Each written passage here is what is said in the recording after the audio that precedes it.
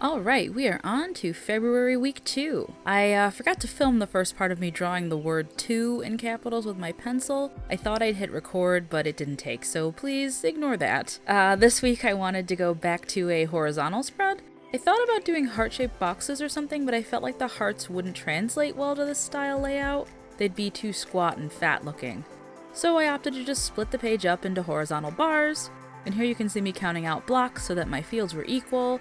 I believe they are about 8 blocks tall, which leaves a small section at the bottom for my notes on one page and upcoming things to remember on the other, which, as you know, I skipped once this year just to see how it went, and I did not like that at all.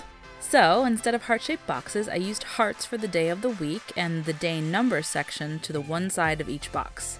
I wanted to leave the other parts more open and minimal, so at first, after I drew the hearts, I just filled them in with my Zig brushables with a loose scribble. But it looked too plain as I was trying to think of what to do next, so I decided I needed to define the boxes a little bit more. I ended up using a dotted line for these because I still wanted it to be more open, and I just realized, looking at this footage now, that Monday's box is missing the right-hand most dotted border. Sorry about that.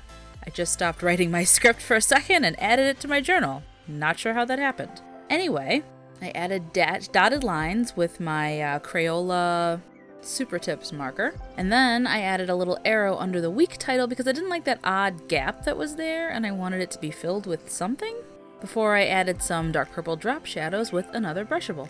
After that, it was onto day names, which I wrote abbreviated in the bottoms of the hearts before adding the numbers, and then I added one little red heart next to Friday so it would stand out, since that is Valentine's Day, just to remind myself when I see it later. For the notes and upcoming sections, I scribbled a very faint purple background with, you guessed it, another Zig brushable, letting it dry a moment before adding the headings to those areas with a few cute little heart embellishments. Finally, the quote for the week is from Helen Keller: "The best and most beautiful things cannot be seen or touched. They must be felt by the heart." Continuing the trend of replacing the word heart in my weekly quote with an actually drawn heart, I added some drop shadows to the quote's focus words, which I wrote those with a purple Crayola Super Tip marker as well.